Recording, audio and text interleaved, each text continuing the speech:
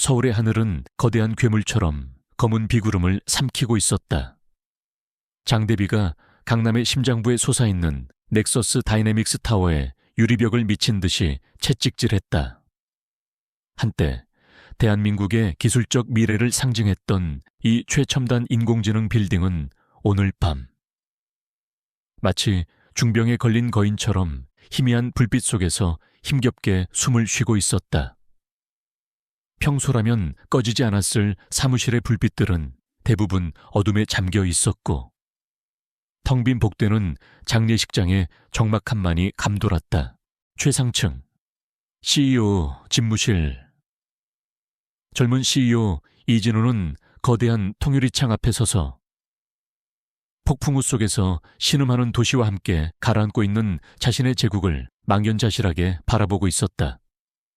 불과 몇 시간 전 긴급 이사회라는 이름의 사형 집행이 끝났다.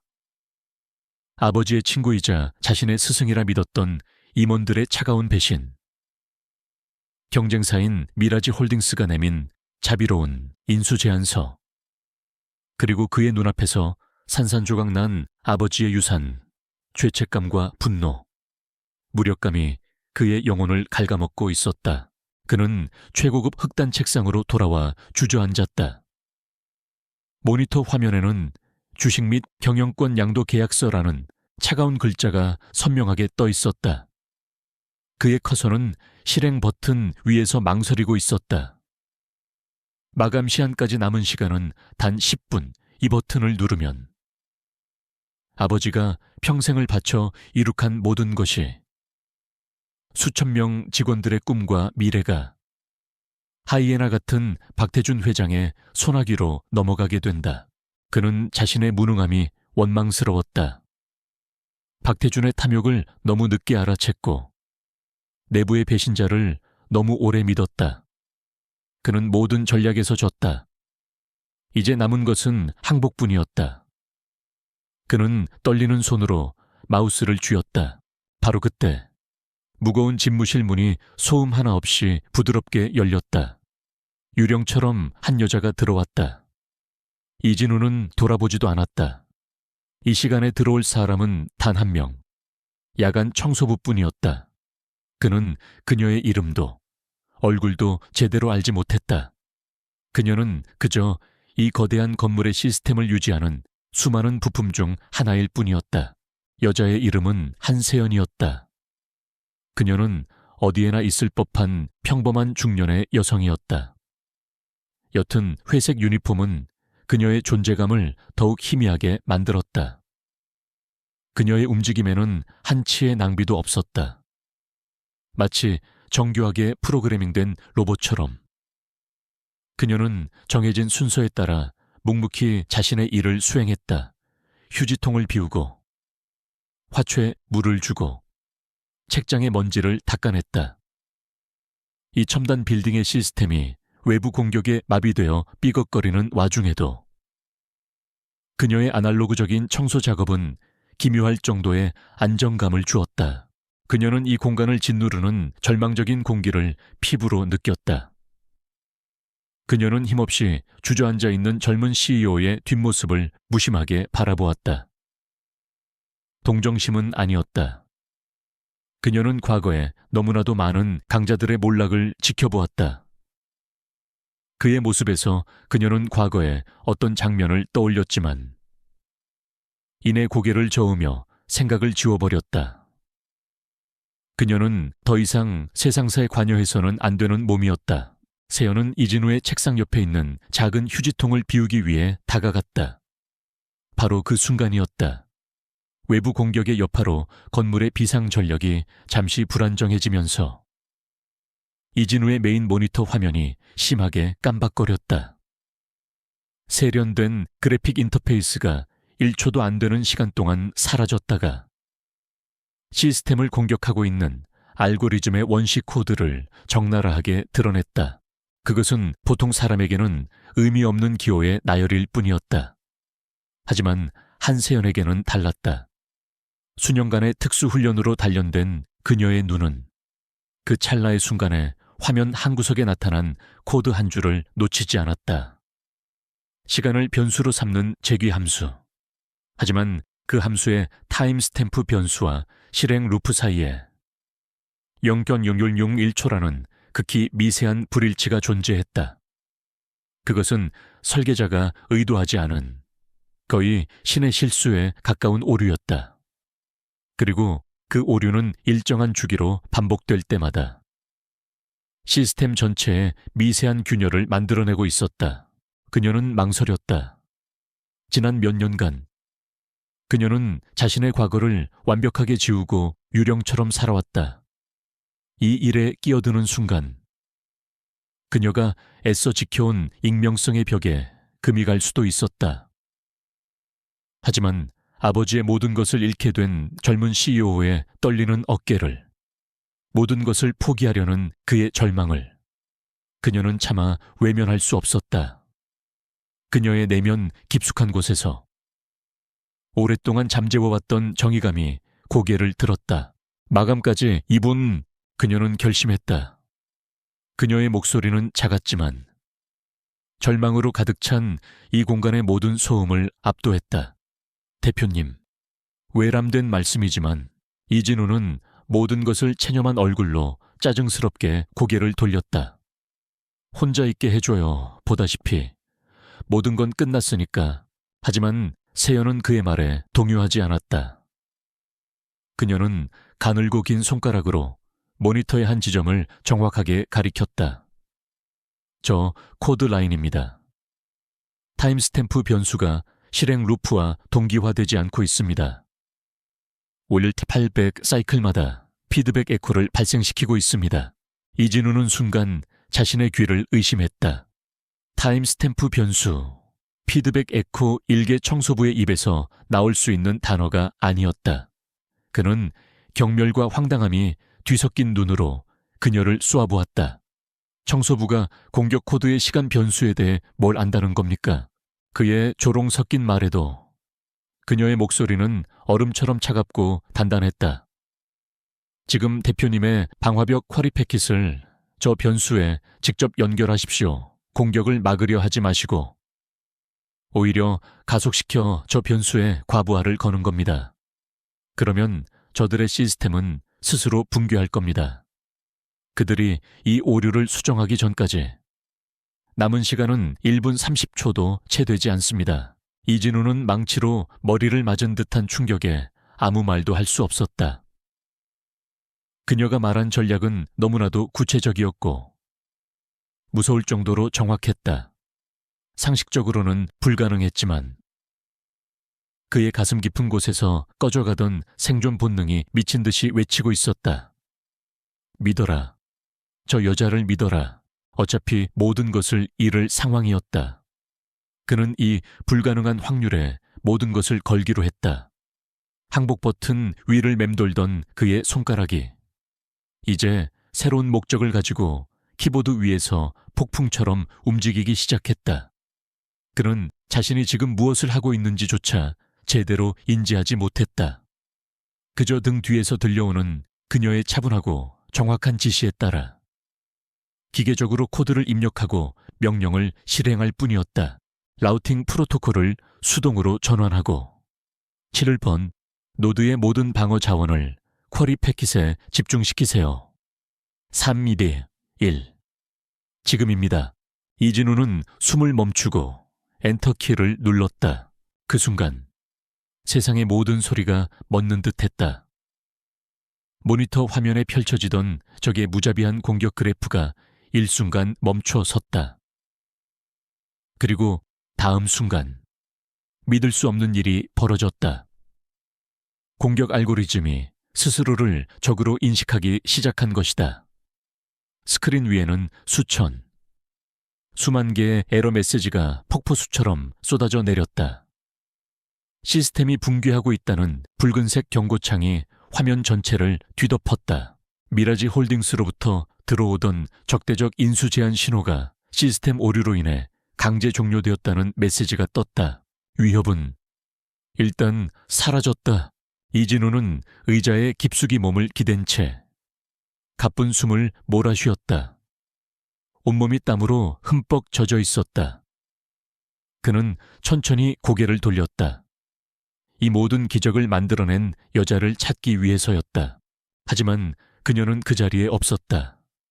그의 시선이 사무실 반대편으로 향했다.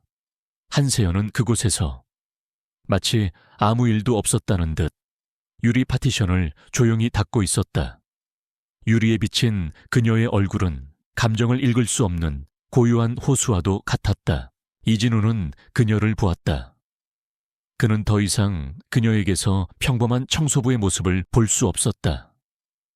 그의 눈에 비친 그녀는 이 폐허 속에서 그가 발견한 유일한 희망이자 이해할 수 없는 수수께끼였으며, 그리고 아마도 적의 심장을 꿰뚫을 가장 날카로운 무기였다. 가장 길었던 밤이 그렇게 예기치 못한 새벽을 향해 움직이기 시작했다. 집무실 안에는 깨진 유리잔의 파편처럼 날카로운 침묵만이 감돌았다. 이진우는 숨 쉬는 것조차 잊은 채 사무실 저편에서 여전히 묵묵히 자신의 일을 하고 있는 한세연을 바라보았다. 그의 머릿속은 수만 개의 질문으로 폭발할 지경이었다. 방금 전 일어난 일은 현실이라고 하기에는 너무나도 비현실적이었다. 그의 모든 지식과 상식을 파괴하는, 이해할 수 없는 기적이었다. 그는 천천히 그녀에게 다가갔다. 그의 목소리는 아직 충격에서 벗어나지 못해 희미하게 떨리고 있었다. 당신은 대체 누굽니까? 방금 그건 어떻게 한 겁니까? 한세연은 하던 일을 멈추고 그를 돌아보았다. 그녀의 얼굴은 여전히 감정을 읽을 수 없는 가면처럼 평온했다. 오래전에 컴퓨터에 잠시 흥미가 있었을 뿐입니다. 익숙한 패턴이 보여서 말씀드렸을 뿐입니다. 대표님, 익숙한 패턴. 이진우는 기가 막힌다는 듯 헛웃음을 터뜨렸다. 그건 그냥 패턴이 아니었어. 대한민국의 그 어떤 보안 전문가도 뚫지 못한 악마 같은 공격 알고리즘이었단 말이오. 그런데 그걸 청소를 하다가 익숙해서 알아봤다고. 그녀의 변명은 너무나도 초라해서 오히려 그의 의심과 호기심을 증폭시켰다. 하지만 그는 지금 그녀의 정체를 추궁할 때가 아니라는 것을 알았다. 방금의 방역은 적에게 치명타를 입힌 것이 아니라 잠자던 사자의 코털을 건드린 것에 불과했다. 동이 트고 시장이 다시 열리면 분노한 박태주는 상상할 수 있는 모든 수단을 동원해 오늘보다 몇 배는 더 강력한 공격을 퍼부을 것이다. 그리고 그 지옥 같은 공격을 막아낼 유일한 희망은 바로 눈앞에 이 수수께끼 같은 여자뿐이었다. 과거에 오만했던 CEO는 이제 없었다. 그는 자신의 자존심을 모두 내려놓고 그녀의 앞에서 간절하게 고개를 숙였다. 도와주십시오. 돈이든 지위든 당신이 원하는 건 뭐든지 드리겠습니다. 이건 그냥 임시방편일 뿐이라는 걸 잘 압니다. 날이 밝으면 진짜 전쟁이 시작될 겁니다. 제발 우리 회사를, 아니, 저를 좀 도와주십시오. 한세연의 눈동자가 아주 미세하게 흔들렸다. 그녀의 내면에서 격렬한 갈등이 일고 있었다. 위험을 감수하고 이 전쟁에 뛰어들 것인가? 아니면 다시 그림자 속으로 숨어들어 안전한 익명의 삶을 살아갈 것인가? 그녀는 아버지의 유산을 지키려는 저 젊은 CEO의 절박한 눈빛에서 한때 무언가를 지키기 위해 모든 것을 걸었던 자신의 과거를 보았다. 그녀는 결국 마음을 정했다. 제가 원하는 건 돈이나 지위가 아닙니다. 그녀가 조용히 말했다. 단 한 가지 조건이 있습니다. 저의 존재는 완벽한 비밀에 붙여져야 합니다. 저는 이 회사에 그 누구에게도 알려줘서는 안 됩니다. 오직 대표님만이 저를 아는 겁니다. 좋습니다. 그렇게 하죠. 이진우는 한치의 망설임도 없이 대답했다. 그는 그녀를 이끌고 집무실을 나섰다. 그들이 향한 곳은 최고 임원들이 사용하는 화려한 회의실이 아니었다. 그는 타워의 가장 깊숙하고 버려진 구역으로 그녀를 안내했다. 그곳에는 그의 아버지가 생전에 만들었지만 비효율적이고 과하다는 임원들의 반대로 폐쇄된 전략 오퍼레이션 센터. 일명 워룸이 있었다. 두꺼운 강철문이 열리자 먼지 쌓인 과거의 유령이 모습을 드러냈다. 방 전체는 하얀 방수포로 덮여 있었고 공기 중에는 낡은 기계와 먼지 냄새가 가득했다. 하지만 그곳은 외부 네트워크와는 완전히 분리된 구식이지만 강력한 슈퍼컴퓨터와 독립 서버들로 가득 찬 완벽한 요새였다. 이진우가 서버에 덮인 방수포를 걷어내자 마치 잠들어 있던 거인의 심장이 다시 뛰기 시작하듯 기계들이 하나둘씩 낮은 구동음을 내며 깨어났다. 그 순간부터 두 사람의 역할은 완전히 뒤바뀌었다. 이곳은 한세연의 영역이었다. 낡은 청소부 유니폼을 입은 그녀의 모습은 그대로였지만 그녀의 눈빛과 분위기는 완전히 달라져 있었다. 소심한 청소부는 사라지고 냉철하고 예리한 지휘관이 그 자리를 대신했다. 이진우가 시스템의 전원을 공급하자 세연은 중앙 제어 콘솔 앞에 섰다. 그녀의 손가락이 키보드 위에서 춤을 추기 시작했다. 그녀는 단순히 데이터를 분석하는 것이 아니었다. 그녀는 데이터라는 거대한 오케스트라를 지휘하고 있었다. 그녀가 사용하는 방식들은 이진우의 상상을 초월했다. 그녀는 다크웹의 데이터 브로커들에게 접근해 미라지 홀딩스의 내부 정보를 사들였고 지금은 사용되지 않는 낡은 군사통신 위성을 이용해 외부와 비밀리에 통신했다.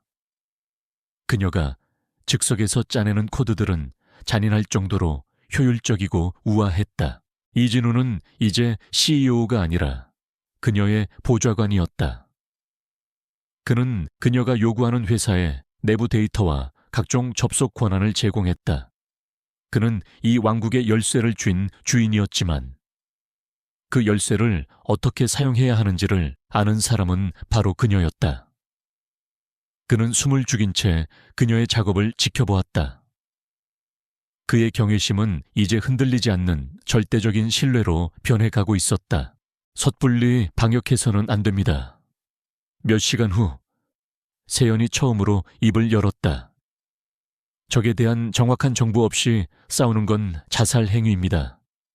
지금부터 우리가 할 일은 적을 파악하는 겁니다. 그녀의 목표는 승리가 아니라 정보 수집이었다. 그녀는 미라지 홀딩스의 공격 알고리즘, 히드라의 디지털 지문을 분석했다. 그녀는 코드 속에 숨겨진 개발자의 서명과 패턴을 찾아냈고 그것을 통해 그의 성격과 습관, 그리고 그의 치명적인 약점까지 유추해내기 시작했다. 그들은 탐침이라 불리는 작전을 설계했다.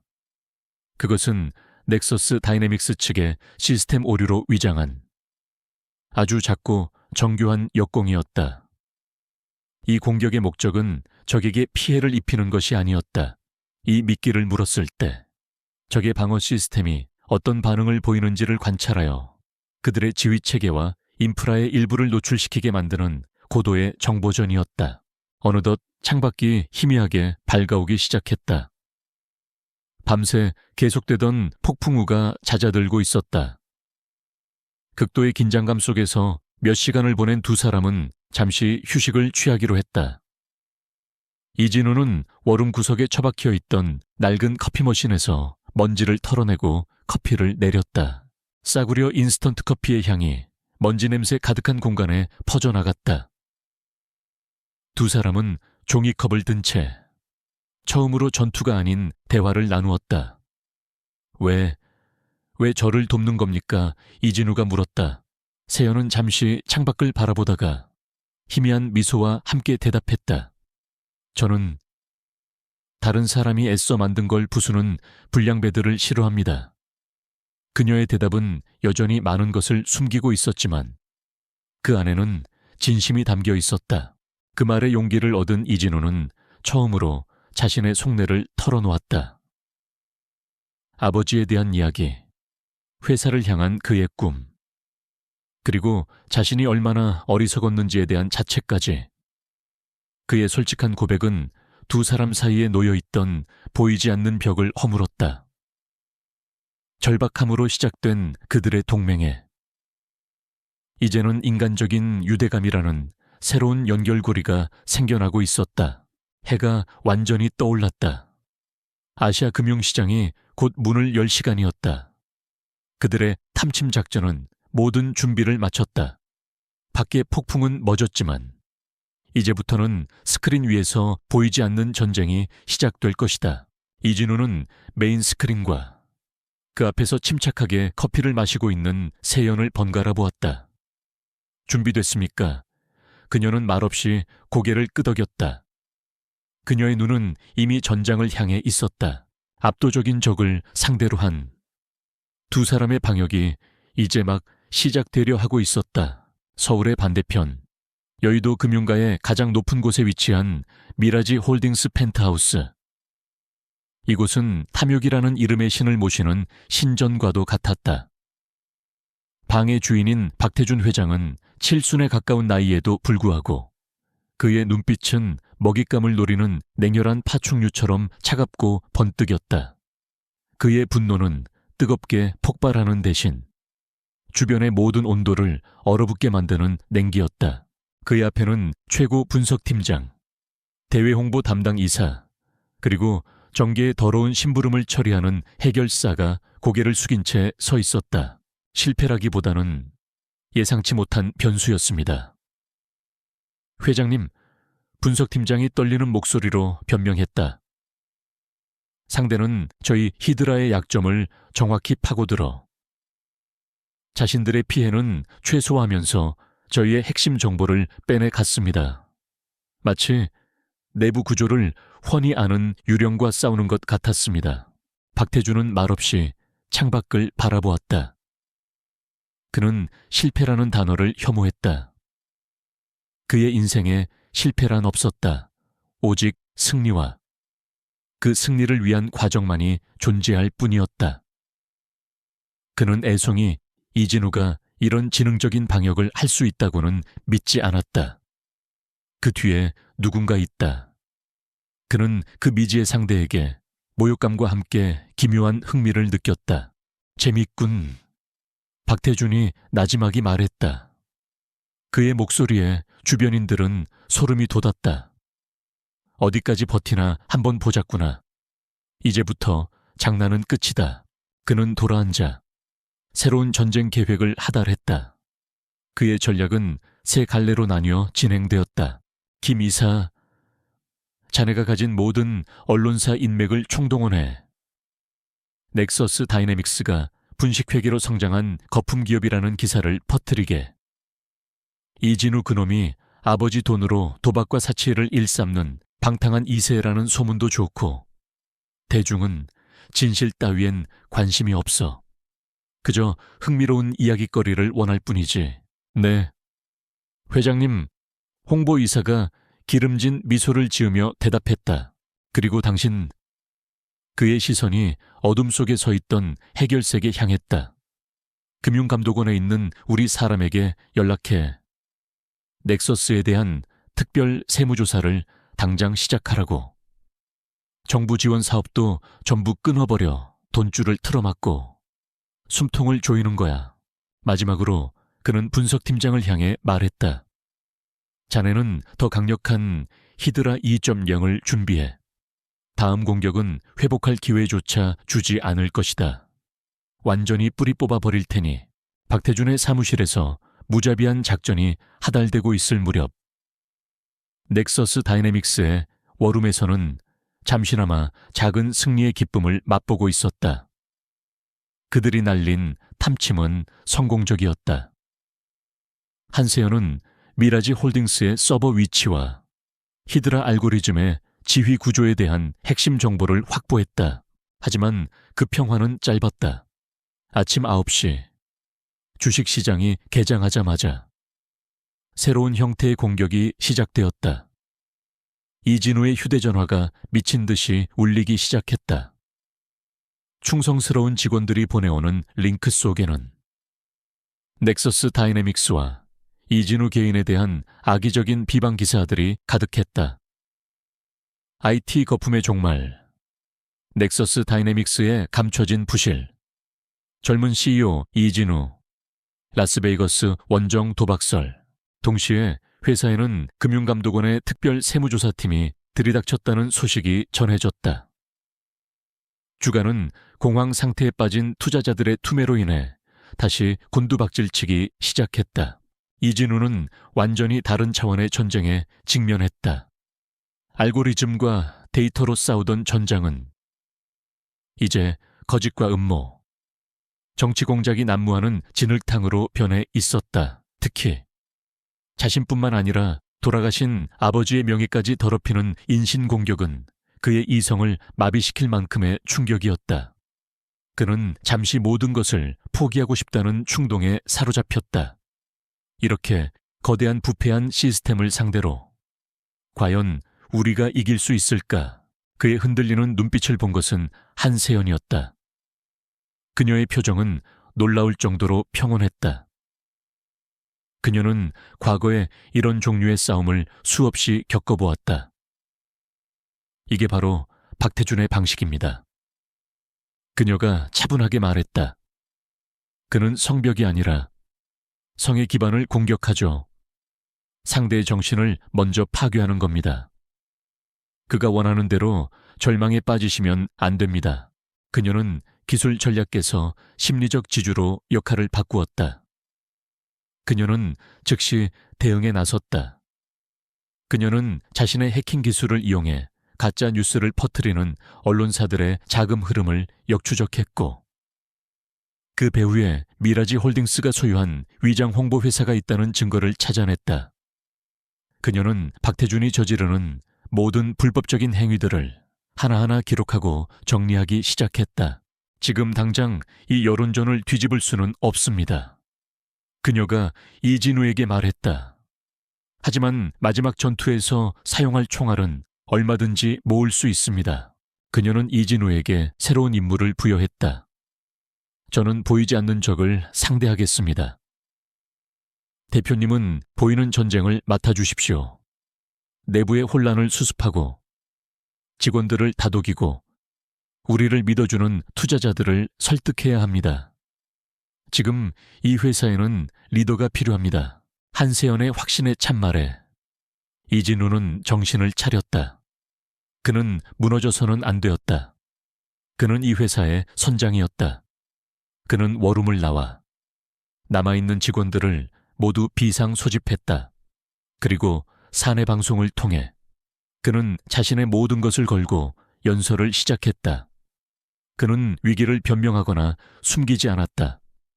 그는 회사가 거대하고 부당한 외부 세력의 공격을 받고 있다는 사실을 투명하게 밝혔고 직원들에게 흔들리지 않는 신뢰를 보내달라고 호소했다. 그의 진솔하고 결연한 목소리는 공포에 질려 있던 직원들의 마음에 다시 한번 싸울 용기를 불어넣어 주었다. 같은 시각 워룸에 홀로 남은 한세연은 새로운 발견을 해냈다. 그녀는 탐침 작전으로 얻어낸 데이터를 분석하던 중 미라지 홀딩스의 방어 시스템에서 아주 미세한 균열을 찾아냈다. 그것은 외부 공격을 방어하기 위해 만들어진 보안 프로토콜이었지만 역으로 이용하면 그들의 내부 통신 네트워크로 잠입할 수 있는 비밀 통로, 백도요가 될 수 있었다. 이진우가 지친 몸을 이끌고 워룸으로 돌아왔을 때 한세연은 그를 기다리고 있었다. 그녀는 메인 스크린에 떠있는 복잡한 코드를 가리켰다. 대표님께서는 병사들의 마음을 얻으셨습니다. 그녀가 희미한 미소와 함께 말했다. 이제 제가 장군들의 대화를 엿들을 차례입니다. 스크린에는 내부망 접속 성공이라는 메시지가 조용히 떠 있었다. 그들은 적의 심장부로 통하는 문을 열었다. 전쟁은 아직 끝나지 않았다. 하지만 이제 그들은 어둠 속에서 싸우는 것이 아니었다. 적의 심장부에서. 그들의 모든 것을 보고 들으며 싸울 수 있게 된 것이다. 미라지 홀딩스의 내부망으로 통하는 백두에 어둠 속으로 난 비밀 통로와 같았다. 한세연은 그 통로를 통해 적의 심장부로 조용히 잠입했다. 그녀는 더 이상 방어하는 자가 아니었다. 이제 그녀는 거대한 성을 내부에서부터 무너뜨리기 위해 침투한 보이지 않는 공작원이었다. 워룸의 메인 스크린은 이제 그녀의 새로운 전장이었다. 수백 개의 데이터 창이 그녀의 의지에 따라 열리고 닫혔다. 그녀는 마치 유령처럼 미라지 홀딩스의 서버와 데이터베이스 사이를 넘나들었다. 이진우는 이제 그녀의 가장 든든한 지원군이자 유일한 관객이었다. 그는 그녀가 요구하는 모든 것을 제공했다. 국제금융 네트워크에 접속하기 위한 슈퍼컴퓨터의 연산 능력, 다크웹에서 정보를 거래하기 위한 암호화폐, 그리고 무엇보다도 그녀에 대한 절대적인 믿음. 그는 자신의 왕국에서 벌어지는 이 기묘한 1인 전쟁을 경외심에 찬 눈으로 지켜보았다. 한세연이라는 인간의 한계는 어디까지일까? 세연의 첫 번째 목표는 박태준의 자금 흐름을 추적하는 것이었다. 박태준은 교활한 늙은 여우였다. 그는 절대 자신의 이름으로 직접 거래하지 않았다. 그의 자금은 수백 개의 유령 회사를 거치며 세탁되었고, 최종 목적지에 도달했을 때는 이미 그 출처를 파악하는 것이 불가능에 가까웠다. 하지만 세연은 포기하지 않았다. 그녀는 단순한 해커가 아니었다. 그녀는 과거 국가의 비밀 요원으로서 금융범죄 조직의 자금줄을 추적하고 와해시키는 데 특화된 전문가였다. 그녀는 박태준의 성격과 습관을 분석했다. 아무리 완벽한 시스템이라도 그것을 만든 인간의 흔적은 남기 마련이다. 그녀는 박태준의 재무팀이 남긴 아주 사소한 회계 처리 습관, 암호화 프로토콜을 설정하는 방식, 심지어 파일 이름을 짓는 규칙 속에서도 패턴을 찾아냈다. 그녀는 카멜레온이라 불리는 자신만의 추적 알고리즘을 만들었다. 이 알고리즘은 미라지 홀딩스의 내부 시스템에 침투하여 마치 정상적인 데이터 패킷인 것처럼 위장한 채 조용히 정보를 수집했다. 그녀는 박태준의 비자금이 마지막으로 흘러들어가는 블랙펀드의 존재를 직감했다. 며칠 밤낮으로 이어진 추적 끝에 그녀는 마침내 실마리를 찾아냈다. 그것은 아주 의외의 곳에 있었다. 박태준의 아내가 운영하는 최고급 갤러리 미라지의 거래 내역이었다. 겉으로 보기에는 평범한 미술품 거래 장부였지만 세연은 그 속에서 이상한 점을 발견했다. 무명의 신인 작가들의 작품이 시장 가격의 수백 배에 달하는 가격에 특정 해외 법인들에게 팔려나가고 있었다.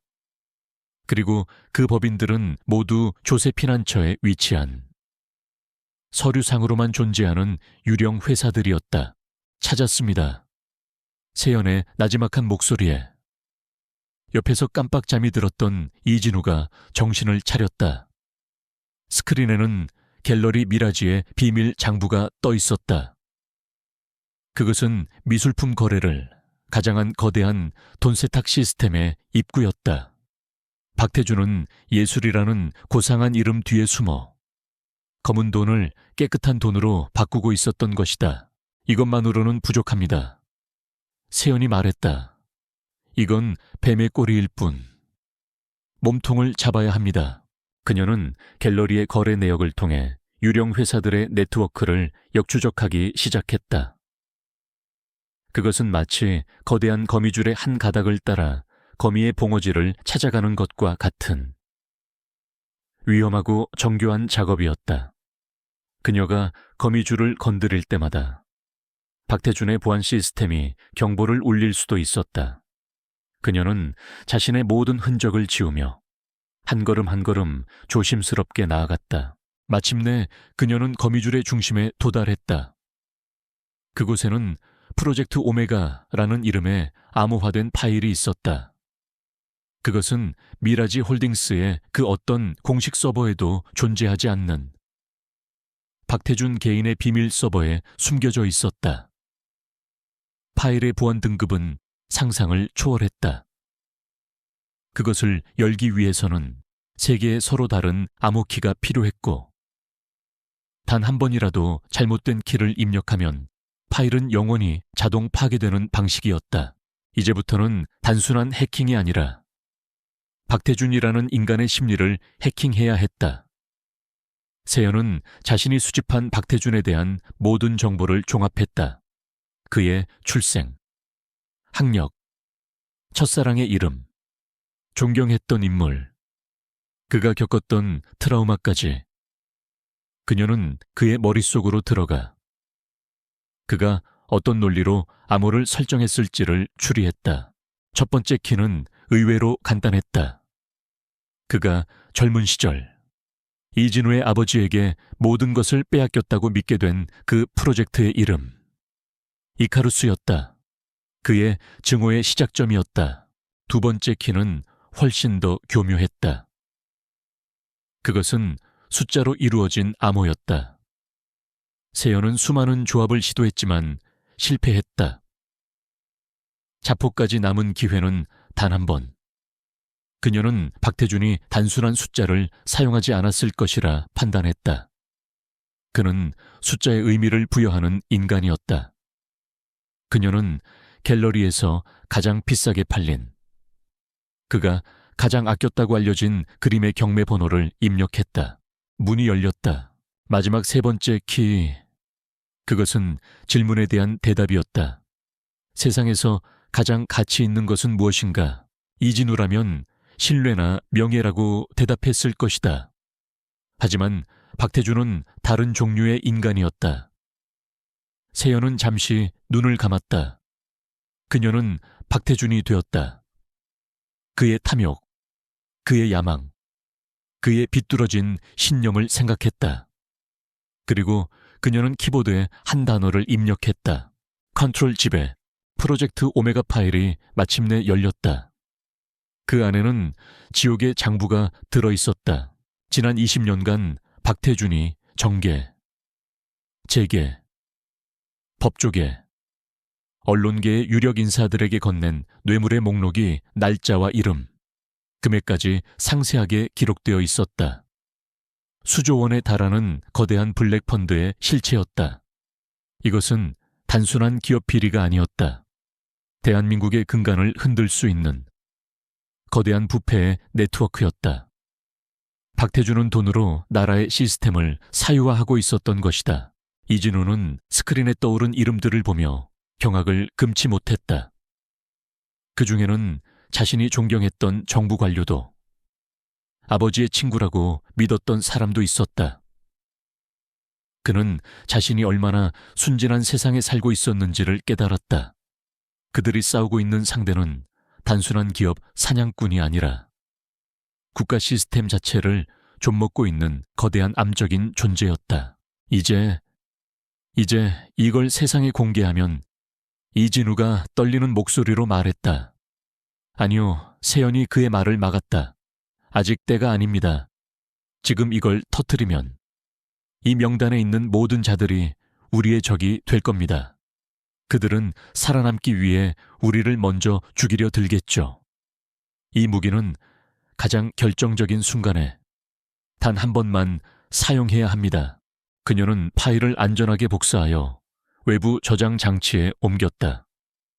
그들은 이제 적의 가장 치명적인 약점을 손에 쥐었다. 하지만 동시에 가장 위험한 비밀을 품게 된 것이기도 했다.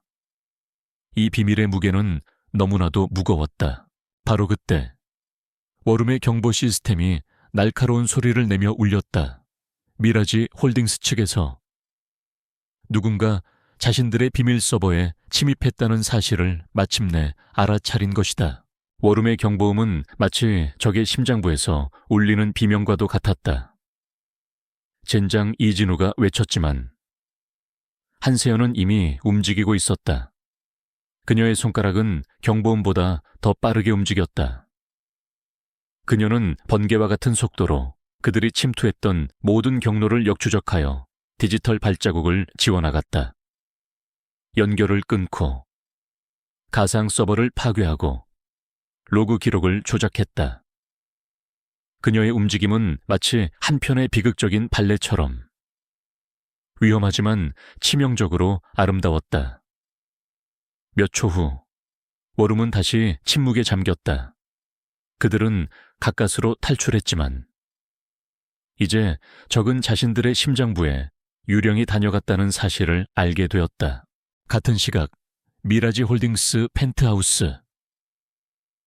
박태준 회장의 얼굴은 분노를 넘어선 기이한 감탄으로 굳어 있었다. 그의 최고 보안 전문가들이 모여 방금 전 벌어진 침입과 탈출 과정을 브리핑하고 있었다.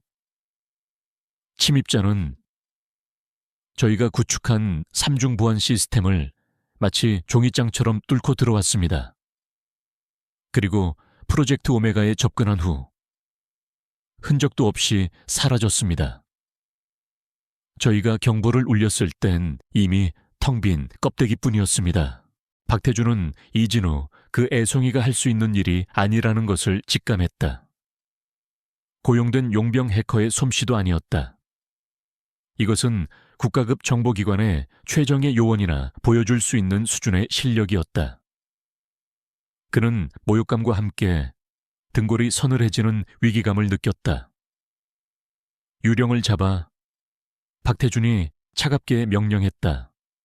국정원 출신이든 군사이버 사령부 출신이든 돈으로 살 수 있는 최고의 사냥개들을 풀어 이진우의 주변을 샅샅이 뒤져서 그 뒤에 숨어있는 놈의 정체를 밝혀내 살아서 잡아와. 한편 워룸의 공기는 무겁게 가라앉아 있었다. 한세연의 표정은 그 어느 때보다도 어두웠다. 대표님, 이제 상황이 달라졌습니다. 그녀는 이진우에게 자신이 프로젝트 오메가 명단에서 발견한 이름을 보여주었다. 권민석 국가정보원 산업보안국장. 그것은 그녀를 배신하고 그녀의 팀을 와해시켰으며 그녀를 세상에서 사망 처리했던 과거 그녀의 직속상관의 이름이었다. 모든 퍼즐이 맞춰졌다. 그녀의 과거 임무와 현재의 전쟁은 처음부터 하나로 연결되어 있었다. 박태준은 단순한 부패 기업가가 아니라 국가정보기관의 최고위층과 결탁하여 보호받고 있었던 것이다. 바로 그때 그녀만이 아는 비밀 채널을 통해 암호화된 메시지 하나가 도착했다. 과거 그녀의 팀원 중 유일하게 살아남은 동료가 보내온 경고였다. 유령이 돌아온 걸 그들도 안다. 권민석이 주시하고 있다. 지금 멈춰라. 이번에는 실수가 없을 것이다. 메시지는 짧았지만 그 안에 담긴 살기는 얼음처럼 차가웠다. 한세연은 깊은 내적 갈등에 휩싸였다. 이 싸움을 계속하는 것은 이제 단순히 회사를 지키는 차원을 넘어 국가라는 거대한 기계와 맞서는 것을 의미했다. 그것은 자신뿐만 아니라 아무것도 모르는 이진우까지 죽음으로 몰아넣을 수 있는 위험한 도박이었다. 그녀는 처음으로 떠나는 것을 고민했다. 제가 사라져야겠습니다. 그녀가 결심한 듯 말했다. 그들은 저를 노리는 겁니다. 제가 대표님 곁에 있으면 대표님까지 위험해집니다. 하지만 이진우는 단호하게 고개를 저었다. 그는 그녀의 어깨를 붙잡았다. 아니, 당신은 떠날 수 없어. 그의 목소리는 흔들림이 없었다. 이건 더 이상 당신 혼자만의 과거가 아니야. 이제 우리의 과거가 됐어. 당신을 배신한 자들과 나를 배신한 자들은 결국 한 뿌리에서 나온 괴물들이야. 함께 맞서거나 함께 쓰러지는 거다. 나는 당신을 혼자 보내지 않아. 위험 앞에서 한치도 물러서지 않는 그의 확고한 신뢰는 오히려 떠나려 했던 그녀의 마음을 붙잡았다. 그녀는 알았다. 더 이상 도망칠 곳은 없다는 것을, 그리고 더 이상 도망치고 싶지도 않다는 것을. 이제 전쟁은 두 개의 전선에서 동시에 벌어지기 시작했다. 첫 번째 전선은 박태준의 사냥개들과 한세연의 쫓고 쫓기는 추격전이었다. 박태준이 고용한 사이버 용병들은 전문가들이었다. 그들은 세연이 남긴 미세한 디지털 흔적을 분석하며 유령의 정체를 파악하기 위해 이진우의 주변 인물들을 샅샅이 조사하기 시작했다. 두 번째 전선은 넥서스 다이내믹스 내부의 첩자를 색출하는 작전이었다. 권민석 국장이 연루되어 있다는 사실을 알게 된 이상 내부의 첩자는 단순한 기업 스파이가 아닐 가능성이 높았다. 그는 박태준에게 돈을 받은 배신자일 뿐만 아니라 처음부터 권민석이 심어놓은 국정원의 끈앞풀일 수도 있었다. 그 첩자는 단순히 회사 정보를 빼돌리는 것이 아니라 한세연의 목숨을 노리고 있을지도 몰랐다. 긴장감은 날이 갈수록 높아졌다. 박태준의 팀은 마침내 유령의 활동 방향이 넥서스 타워 내부라는 사실까지 알아냈다. 사냥의 포위망이 서서히, 그러나 확실하게 좁혀오고 있었다. 그러던 어느 날 밤이었다. 모든 업무를 마치고 평소처럼 청소부로 위장한 세연이 퇴근을 위해 타워를 나섰다. 그 순간 그녀는 등 뒤에서 느껴지는 전문가의 시선을 감지했다. 미행이었다. 한두 명이 아니었다. 그들은 평범한 행인처럼 보였지만 그들의 움직임과 시선은 훈련받은 자들의 것이었다. 그녀의 심장이 차갑게 가라앉았다. 그녀는 침착하게 군중 속으로 섞여들었다. 지하철역의 혼잡함을 이용해 동선을 꼬고 상점의 쇼윈도를 이용해 뒤를 확인하며 지난 수년간 잠재워두었던 현장 요원의 감각을 모두 되살렸다. 그것은 디지털 전쟁과는 다른 살과 뼈가 부딪히는 현실의 추격전이었다. 아슬아슬한 순간들이 몇 번이나 스쳐 지나갔다. 마침내 그녀는 그들을 따돌리고 몇 시간을 더 우회한 끝에 안전하게 워룸으로 복귀했다. 워룸에는 이진우가 초조하게 그녀를 기다리고 있었다. 그는 처음으로 흐트러지고 희미하게 공포에 질린 그녀의 모습을 보았다. 그는 이 전쟁의 진짜 대가가 무엇인지를 비로소 온몸으로 실감했다. 세연은 가쁜 숨을 몰아쉬며 스크린을 노려보았다. 스크린에는 박태준의 제국, 권민석의 이름, 내부 첩자에 대한 정보들이 거미줄처럼 복잡하게 얽혀 있었다. 그들이 포위망을 좁혀오고 있습니다. 그녀의 목소리는 낮았지만 강철 같은 의지가 담겨 있었다. 그들이 저를 찾아내기 전에 우리가 먼저 이 성벽 안에 숨어있는 그들의 남자를 찾아내야 합니다. 이제 이것은 시간과의 싸움이었다. 워룸은 이제 외부의 위협뿐만 아니라 내부에 보이지 않는 적까지 경계해야 하는 고립된 섬이자 최후의 보루가 되었다. 첩자가 있다는 사실은 넥서스 다이내믹스 내부의 불신이라는 독을 퍼뜨렸다. 복도를 오가는 임원들의 대화는 뜸해졌고 서로를 향한 의심의 눈초리만이 오갔다. 이진우가 완전히 신뢰하는 핵심 인력은 이제 손에 꼽을 정도였다. 한세연은 이 교착 상태를 깨기 위해 위험한 도박을 제안했다. 직접적인 조사는 첩자에게 우리의 움직임을 광고하는 꼴밖에 되지 않습니다. 그녀가 워룸의 스크린 앞에 서서 말했다. 그를 잡으려면 우리가 사냥꾼이 되어야 합니다. 미끼를 던지고 그가 스스로 정체를 드러내게 만들어야 합니다.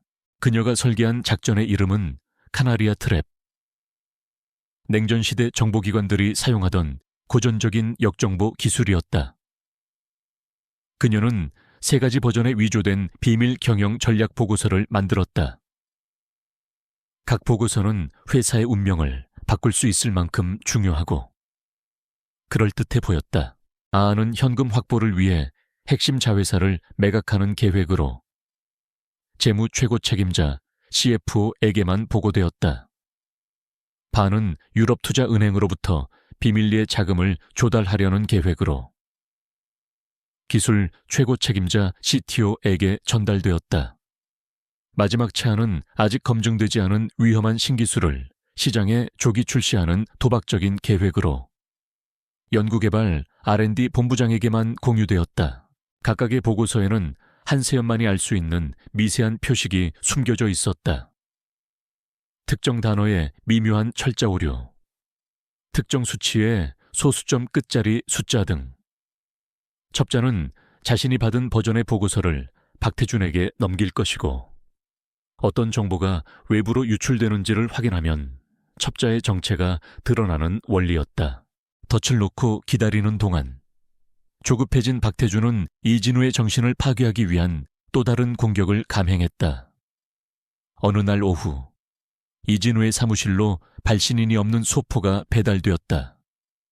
상자 안에는 값비싼 선물이 아닌 사진 한 장이 들어있었다. 이탈리아 피렌체에서 미술을 공부하고 있는 그의 여동생이 어느 노천 카페에 혼자 앉아있는 모습을 몇 시간 전에 찍은 듯한 사진이었다. 쪽지 한 장 없었지만 그 안에 담긴 메시지는 그 어떤 협박보다도 명확하고 잔인했다. 이진우의 피가 차갑게 식었다. 분노와 공포가 그의 온몸을 휘감았다. 그는 당장이라도 여동생을 한국으로 불러들이고 싶었다. 하지만 그것은 박태준이 원하는 비이성적인 반응이었다. 그가 이성을 잃기 직전 한세연이 그를 막아섰다. 예상했던 일입니다. 그녀의 목소리는 놀라울 정도로 침착했다. 제가 이미 조치를 취해두었습니다. 그녀는 자신이 가진 과거의 이름을 밝히지 않은 인맥을 통해 이미 며칠 전부터 그의 여동생에게 사설 경호팀을 붙여 24시간 비밀리에 보호하고 있음을 알려주었다. 그녀는 언제나 몇 수 앞을 내다보고 있었다. 이진우는 그녀의 치밀함에 감탄하면서도 그녀가 가진 미지의 능력과 과거에 대한 경외심을 다시 한번 느꼈다. 그는 이제 그녀를 단순한 조력자가 아니라 자신의 목숨과 가족의 안전까지도 기꺼이 맡길 수 있는 유일한 사람으로 여기게 되었다. 며칠 후 그들이 놓은 덫의 첫 번째 반응이 나타났다. 미라지 홀딩스의 나팔수 역할을 하는 것으로 알려진 한 인터넷 경제 블로그에 특종 기사가 터져 나왔다. 넥서스 다이내믹스, 유동성 위기로 핵심 자회사 비밀 매각 추진. 이것은 명백히 A 안의 내용이었다. 모든 증거는 재무 최고 책임자 CFO를 가리키고 있었다. 이진우는 분노에 휩싸였다. 그 CFO는 아버지가 생전에 가장 아꼈던 인물 중 한 명이었다. 그는 당장 그를 해고하고 배신의 대가를 치르게 할 생각이었다. 하지만 한세연이 다시 한번 그를 제지했다. 너무 빠르고 너무 노골적입니다. 그녀가 의심의 눈초리로 말했다. 박태준 같은 노예한 자가 이렇게 허술한 흔적을 남길 리 없습니다. 이건 함정 속의 함정일 수 있습니다. 진짜 첩자가 CFO를 미끼로 던진 겁니다. 그녀의 의심은 사실이었다. 진짜 첩자는 훨씬 더 교활하고 신중했다. 세연은 수사 방향을 완전히 바꾸었다. 그녀는 위조 보고서를 받은 사람이 아니라 회사 내부의 정보 흐름 그 자체를 분석하기 시작했다. 그녀는 내부 서버의 모든 로그 기록을 샅샅이 뒤졌다. 누가 어떤 파일에 접근했는지가 아니라 역으로 누가 특정 파일들을 의도적으로 피하고 있는지를 추적했다. 첩자라면 자신의 의심을 피하기 위해 오히려 평소에 자주 들여다보던 파일들을 멀리하는 역행동을 보일 것이라는 심리적 허점을 노린 것이다. 그리고 마침내 그녀는 결정적인 이상 신호를 발견했다. 단 한 명의 임원, 그의 데이터 사용 패턴이 카나리아 트랩 작전이 시작된 날을 기점으로 급격하게 변해 있었다. 그는 바로 넥서스 다이내믹스의 법무 최고 책임자 CLO 조원석이었다. 그는 평소 조용하고 강직한 성품으로 모든 직원의 존경을 받는 인물이었다. 그는 처음부터 용의선상에 있지도 않았다. 그는 3가지 위조 보고서 중 그 어떤 것도 직접 받지 않았지만 그의 직위상 모든 정보에 접근할 권한을 가지고 있었다. 워룸의 스크린에 2개의 창이 나란히 떠올랐다. 한쪽에는 CFO를 범인으로 지목하는 외부의 기사가, 다른 한쪽에는 조용하지만 명백하게 법무 최고 책임자 조원석을 가리키는 내부의 데이터 흔적이 있었다. CFO는 시선을 끌기 위한 시끄러운 미끼였다. 진짜 독사는 모두가 가장 안전하다고 믿었던 곳. 바로 정의와 원칙을 상징하는 법무팀의 수장 자리에 숨어 있었던 것이다. 이진우는 배신의 깊이에 현기증을 느꼈다. 한세연이 굳은 표정으로 그를 돌아보았다. 사냥꾼은 먹잇감을 위해 덫을 놓았다고 생각했겠죠. 그녀가 나지막이 말했다. 하지만 그는 때로는 그 먹잇감 역시 사냥꾼이라는 사실을 잊었습니다. 이제 우리는 그의 정체를 압니다. 그리고 이제부터는 우리가 그를 이용할 차례입니다. 이제 무대에 막이 올랐다. 그들은 진짜 첩자를 역이용하여 적의 심장부에 비수를 꽂을 완벽한 함정을 설계하기 시작했다. 워룸의 스크린에는 법무 최고 책임자 조원석의 모든 것이 떠 있었다. 그의 20년치 인사기록, 재산 변동 내역, 그리고 사적인 이메일과 통화 기록까지. 이진우의 첫 번째 충동은 분노였다. 그는 당장이라도 조원석을 이곳으로 끌고 와 그의 멱살을 잡고 배신의 이유를 묻고 싶었다. 하지만 한세연은 그를 막았다. 그녀의 눈은 얼음처럼 차가웠다. 지금 그를 쳐내면 우리는 고작 꼬리 하나를 자르는 셈입니다.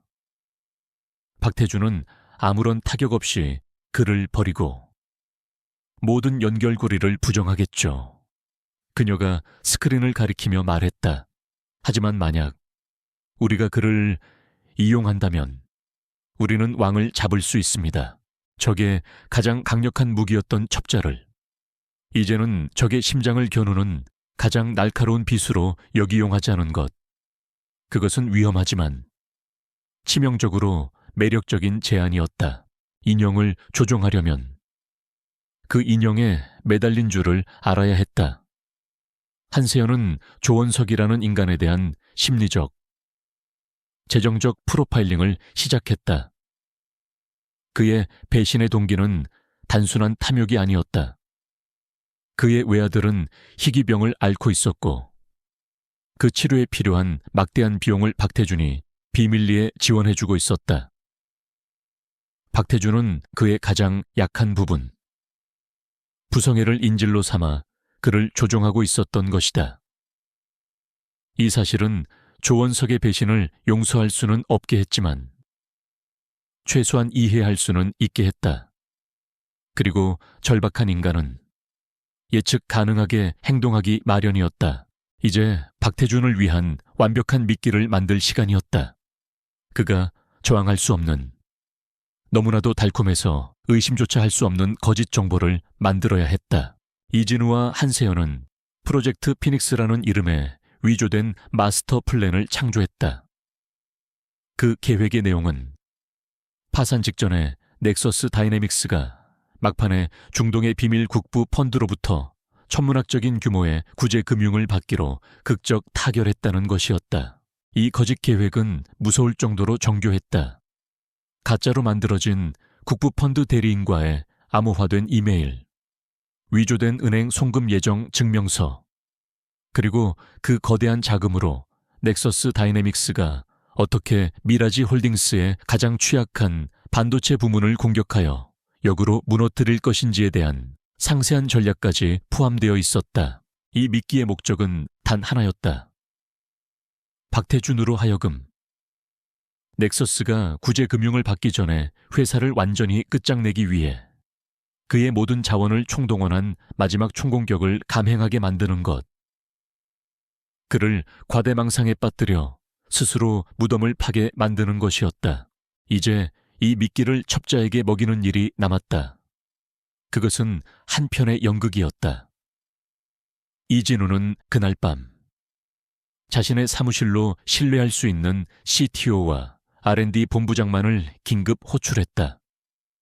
그는 조원석이 박태준을 위해 자신의 사무실에 몰래 설치해둔 음성 감청 장치의 존재를 이미 알고 있었다. 세 사람은 프로젝트 피닉스를 두고 격렬하게 토론하는 연기를 펼쳤다. 그들은 이 계획의 위험성과 엄청난 성공 가능성에 대해 논쟁했고, 임시 주주총회가 열리기 바로 직전 마지막 자금 송금이 완료될 것이라는 비밀 정보를 흘렸다. 워룸에서 이 모든 상황을 지켜보고 있던 한세연의 스크린에 마침내 그들이 기다리던 신호가 잡혔다. 조원석이 감청된 음성 파일을 외부 서버로 전송하는 데이터 흐름이 포착된 것이다. 그는 미끼를 물었다. 박태준이 가짜 계획에 정신이 팔린 동안 한세연과 이진우는 진짜 함정을 준비했다.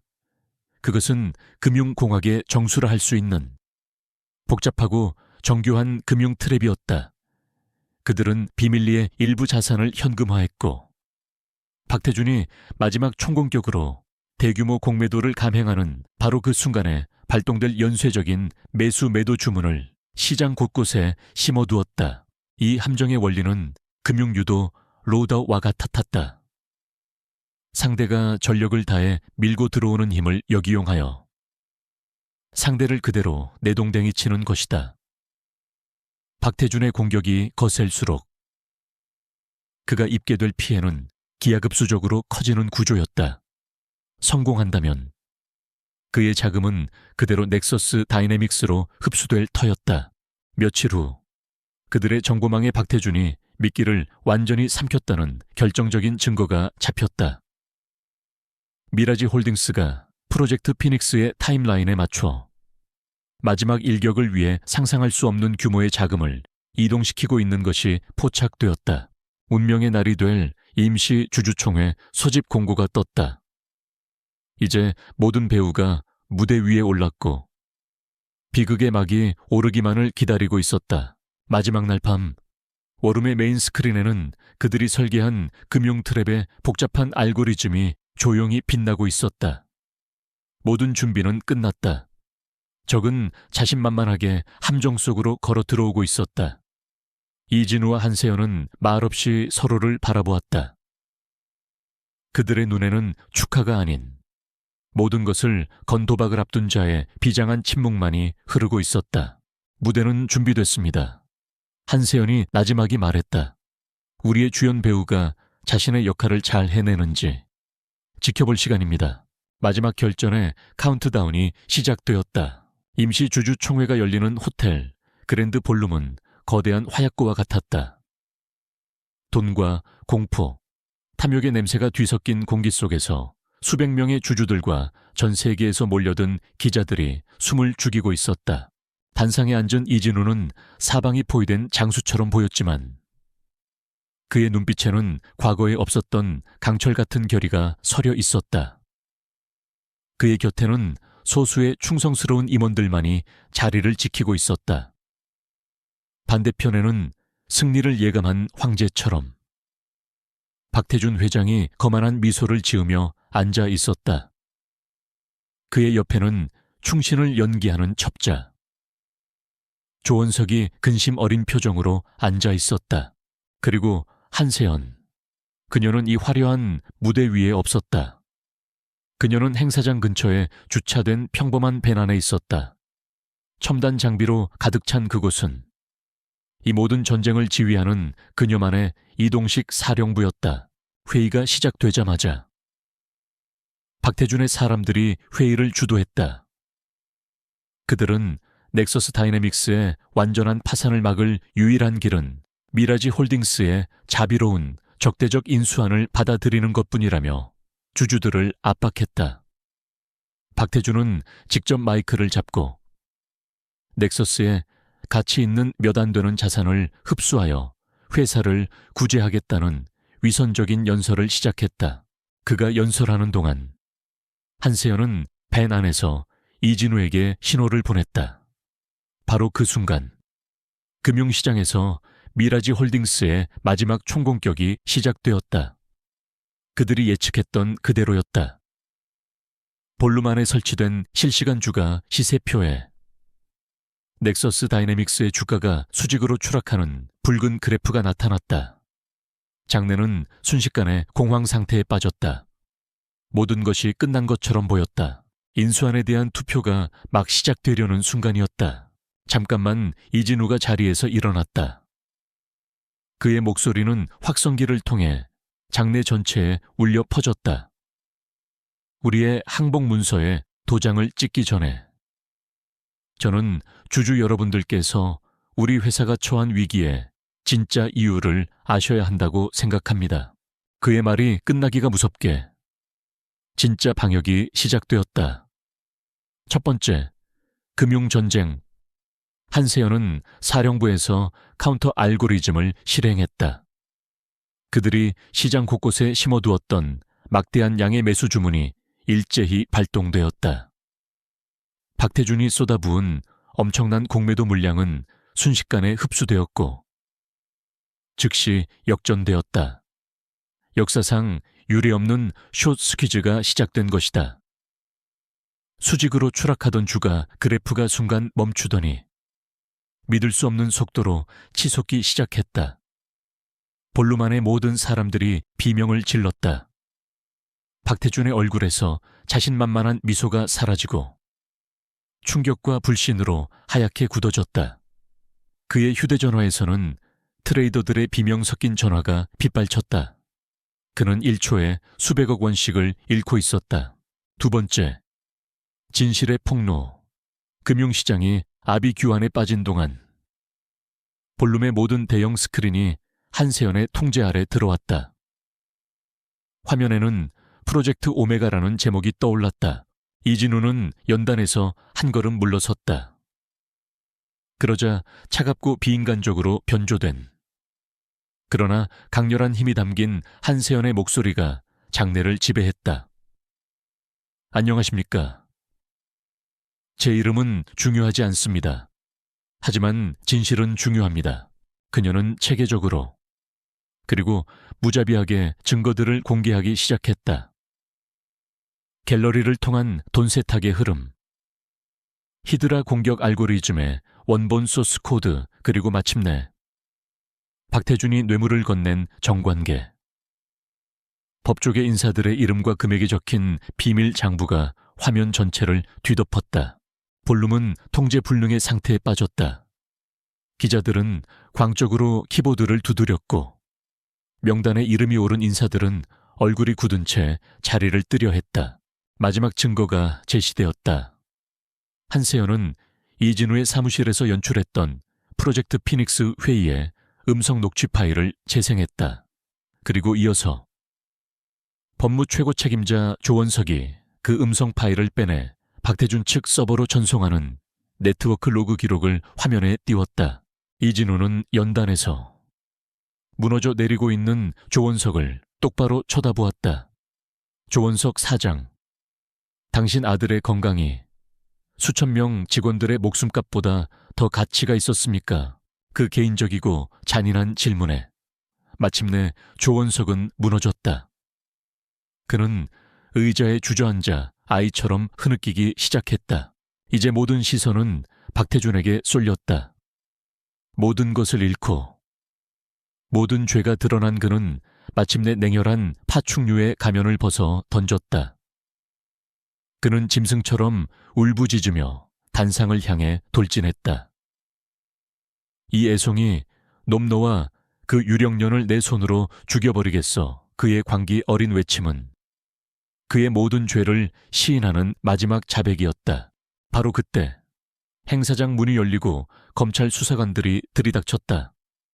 그들은 프레젠테이션이 시작되기 직전 한세연으로부터 모든 증거 자료를 익명으로 제보받은 상태였다.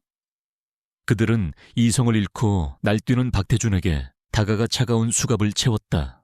시세표의 최종 결과가 화면에 떠 있었다. 미라지 홀딩스는 회복 불가능한 타격을 입고 공중분해될 운명에 처했다. 반면 넥서스 다이내믹스의 주가는 기적적으로 회복한 것을 넘어 숏 스퀴즈를 통해 수십억 달러에 달하는 이익을 거두었다.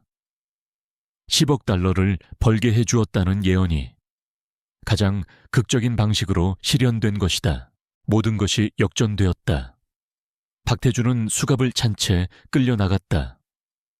불과 몇 분 전까지만 해도 회사를 팔아넘기려 했던 주주들은 이제 모두 자리에서 일어나 이진우에게 우레와 같은 기립박수를 보내고 있었다. 이진우는 연단에 서서 지쳤지만 승리한 얼굴로 그들을 마주했다. 그의 시선은 환호하는 군중을 넘어 행사장 창문 너머 한세연이 있을 거리 어딘가를 향해 있었다. 마지막 도박은 완벽한 승리로 끝났다. 최후의 도박이 벌어졌던 주주총회 이후 몇 주가 흘렀다. 대한민국은 그야말로 천지개벽을 겪고 있었다. 넥서스 미라클은 전 세계 비즈니스계의 전설이 되었고 그 이면에 숨겨져 있던 프로젝트 오메가의 판도라 상자는 대한민국 사회의 근간을 뒤흔드는 거대한 정치 스캔들로 번졌다. 박태준은 감옥에서 남은 생을 보내게 되었고 그의 제국은 채권단에 의해 공중분해되었다. 비밀 장부에 이름이 올랐던 수십 명의 정재계 거물들은 검찰에 줄줄이 소환되었다. 한세연의 옛 상사이자 그녀를 배신했던 권민석 국장 역시 그 더러운 부패의 사슬의 핵심 인물로 지목되어 직위 해제 및 구속 수사를 받게 되었다. 언론은 이 모든 사태를 유령의 심판이라 불렀다. 거대한 폭풍이 지나간 자리에는 고통스럽지만 건강한 새살이 돋아나기 시작했다. 한세연 역시 자신의 과거를 정리할 시간을 맞았다. 그녀는 새롭게 개혁의 칼을 쥐게 된 국가정보원의 신임 차장으로부터 비밀리에 호출을 받았다. 그들은 삼엄한 경비 속 제3의 안전가옥에서 만났다.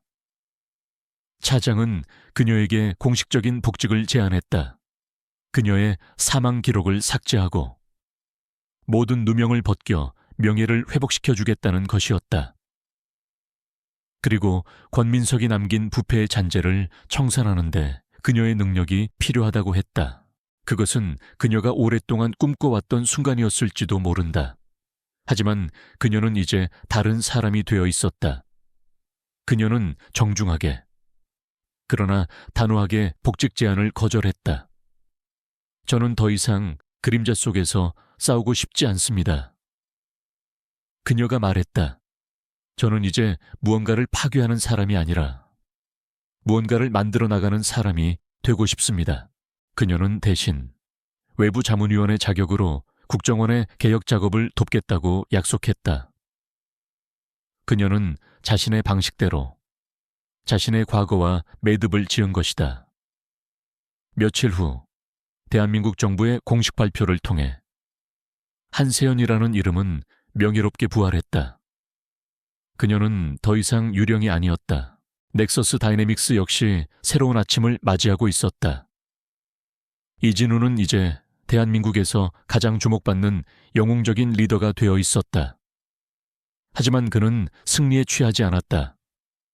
그는 전쟁의 폐허 위에서 회사를 재건하는 작업에 몰두했다.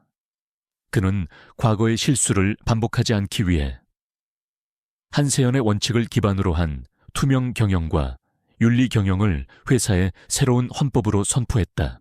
그는 전 직원이 모인 타운홀 미팅에서 모든 영광을 직원들에게 돌리며 이 모든 승리를 가능하게 한 보이지 않는 파트너의 존재에 대해 감사를 표했다.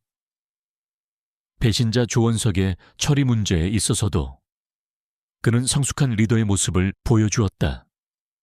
그는 조원석을 법적으로 고발하는 대신 조용히 해고하는 선에서 일을 마무리했다. 그리고 익명의 재단을 통해 그의 아들의 치료비가 계속 지원될 수 있도록 조치를 취했다. 그것은 배신자에 대한 동정이 아니라 한 인간의 약한 부분을 이용한 진짜 악마, 박태준에 대한 그의 마지막 경고와도 같은 것이었다. 그는 이제 분노를 다스릴 줄 아는 리더로 성장해 있었다. 전쟁이 끝나자 이진우와 한세연의 관계에도 변화가 찾아왔다. 언제나 목숨을 건 긴장감 속에서만 함께했던 두 사람 사이에 이제는 조용하고 편안한 친밀감이 자리 잡기 시작했다. 한세연은 더 이상 청소부도 비밀의 조력자도 아니었다. 그녀는 최고 전략 책임자 CSO 한세연이라는 이름으로 이 사회에 공식적으로 소개되었다. 그녀의 전설적인 활약상은 이미 회사 내부에 신화처럼 퍼져 있었기에 모든 임직원들은 경애와 존경의 눈빛으로 그녀를 맞이했다.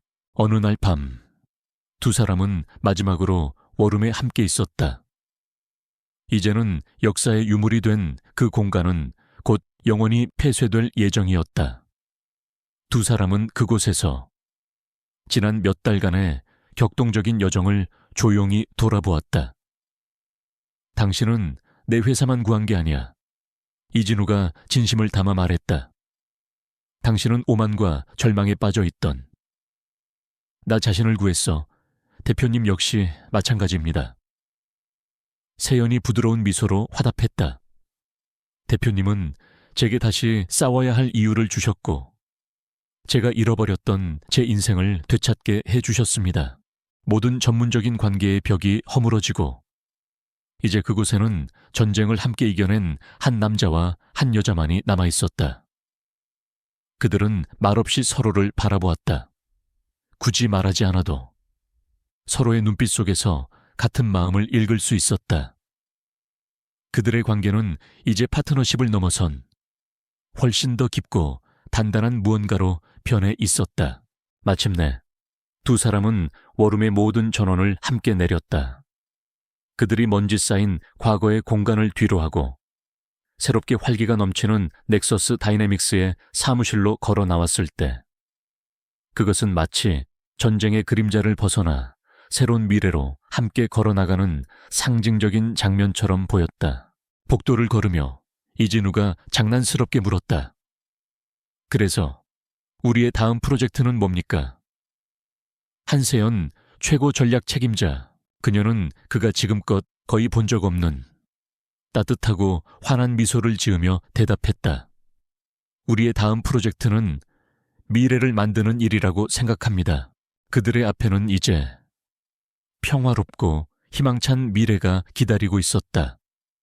마지막 약속을 위한 무대는 완벽하게 준비되었다. 그로부터 다시 1년이라는 시간이 흘렀다.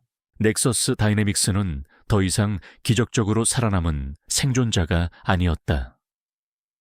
회사는 혁신과 정직의 아이콘으로서 전 세계 기술 산업의 패러다임을 바꾸는 선구자가 되어 있었다. 그들이 출시한 인공지능 윤리 플랫폼은 타임지의 올해의 발명품으로 선정되었고 회사의 투명한 경영 방식은 다른 모든 기업들의 롤모델이 되었다. 이진우는 이제 세계가 존경하는 비저너리 리더가 되어 있었다. 사람들은 그를 제2의 스티브 잡스에 비유했지만 그는 언제나 겸손했고 자신의 성공이 결코 혼자만의 것이 아님을 잊지 않았다. 그리고 한세연. 그녀는 회사의 성공을 설계한 그림자 지휘관이자 존경받는 최고 전략 책임자였다. 그녀는 더 이상 과거의 유령이 아니었다. 젊은 직원들의 멘토가 되어주고 자신의 지식과 경험을 나누어주는 그녀의 모습에서는 깊은 내면의 평화와 목적을 되찾은 사람의 온화한 카리스마가 느껴졌다. 오늘은 회사의 부활절이라 불리는 1년 전 주주총회의 승리를 기념하는 날이었다. 하지만 두 사람은 화려한 파티 대신 그들이 함께 설립한 자선재단을 방문하는 것으로 하루를 시작했다. 그 재단은 기업 범죄의 피해자들을 돕고 불우한 환경의 아이들에게 교육의 기회를 제공하는 곳이었다. 그들은 자신들이 가진 힘을 세상을 더 나은 곳으로 만드는 데 사용하고 있었다. 그날 저녁 모든 일과가 끝난 후 이진우는 한세연에게 함께 갈 곳이 있다고 말했다. 그가 그녀를 데려간 곳은 모든 것이 시작되었던 바로 그 장소. 최상층의 CEO 집무실이었다. 사무실은 1년 전과는 완전히 다른 모습이었다. 과거에 외롭고 권위적이던 공간은 그의 바뀐 리더십 스타일을 반영하듯 따뜻하고 개방적인 협업 공간으로 바뀌어 있었다. 하지만 창밖으로 펼쳐진 서울의 눈부신 야경만은 그대로였다. 그는 그녀를 위해 아주 소박하지만 의미 있는 저녁 식사를 준비해 두었다. 두 사람은 와인잔을 부딪히며 지난 2년간의 기적과도 같았던 여정을 돌아보았다. 마침내 이진우는 자리에서 일어나 그녀의 앞에 섰다. 그의 얼굴에는 그 어느 때보다도 진지하고 조금은 긴장한 듯한 표정이 떠올라 있었다. 그는 지난 1년간의 성공이 아닌 그들이 처음 만났던 절망의 밤에 대한 이야기부터 시작했다. 2년 전 오늘, 바로 이 자리에서 저는 아버지가 남기신 모든 것을 포기할 준비가 되어 있었습니다. 그때 한 명의 유령이 저를 구원했죠. 그의 목소리는 깊은 감동으로 젖어 있었다. 오랫동안 저는 당신이 내 회사를 구했다고 생각했습니다. 그 다음에는 내 목숨을 구했다고 생각했죠. 하지만 틀렸습니다. 당신은 그보다 훨씬 더 중요한 것을 했습니다. 당신은 제게 어떻게 살아야 하는지를 가르쳐 주었습니다. 진정한 힘이란 권력이나 승리가 아니라 자신이 사랑하는 것을 지키려는 용기와 정직함에 있다는 것을 당신을 통해 배웠습니다. 그는 그녀의 앞에 조용히 한쪽 무릎을 꿇었다. 이것은 보상이 아닙니다. 세연 씨, 감사 인사도 아닙니다. 이건 고백입니다. 제 인생의 목표는 이 회사의 미래를 만드는 것입니다. 하지만 그 미래에 당신이 없다면 그 모든 것은 아무런 의미가 없습니다. 당신은 내 회사의 전략 설계자이지만 동시에 내 행복의 설계자이기도 합니다. 그는 주머니에서 반지를 꺼내 들었다. 반지의 디자인은 그들이 처음 만났던 그날 밤의 별자리를 본떠 만든 세상에 단 하나뿐인 것이었다. 나에게 싸우는 법을, 이끄는 법을, 그리고 사랑하는 법을 가르쳐준 여자. 한세연 씨, 나와 함께 우리의 미래를 만들어 나가는 파트너가 되어 주시겠습니까, 나와? 결혼해 주십시오. 그의 진심 어린 고백에 한세연의 눈에서 뜨거운 눈물이 흘러내렸다. 그녀는 이 세상에 없는 존재처럼 살아왔다. 하지만 바로 이 남자가 자신을 발견해 주었고 믿어 주었으며 이제는 그녀의 모든 것이 되어주겠다고 약속하고 있었다. 그녀는 이미 오래전부터 자신의 남은 인생을 이 남자와 함께하고 싶다고 마음먹고 있었다. 그녀는 눈물을 닦으며 세상에서 가장 행복한 미소로 대답했다. 네, 당신과 함께라면요. 이진우는 그녀의 손에 반지를 끼워주었다. 그는 자리에서 일어나 그녀를 자신의 품에 가득 안았다. 두 사람은 함께 창밖으로 펼쳐진 서울의 야경을 바라보았다. 그 풍경은 더 이상 외로운 왕국의 상징이 아니었다. 그것은 두 사람이 함께 만들어 나갈 무한한 가능성으로 가득 찬 미래의 약속이었다.